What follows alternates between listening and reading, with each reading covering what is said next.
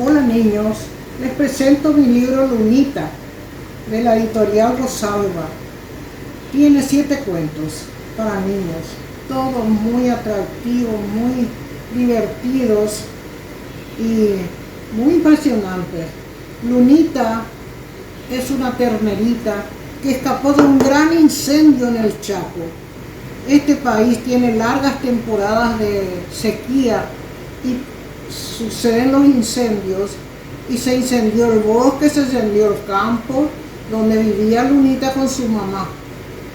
Desesperados, todas las vaquitas salieron y ella corrió y se quedó la madre atrapada. Se quedó atrapada en el fuego. Lunita pudo salvarse gracias a una vaca overa que le siguió dando la leche. Leamos Lunita. Es una linda historia de una madre que sustituye a otra cuando perece. Y Polky es el último cuento.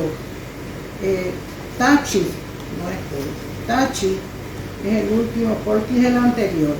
Tachi es la historia de un niño minusválido que estaba loco por mirar los partidos de fútbol y se arrastraba para ir a mirar en una canchita donde un profesor traía a sus alumnos para entrenarlos.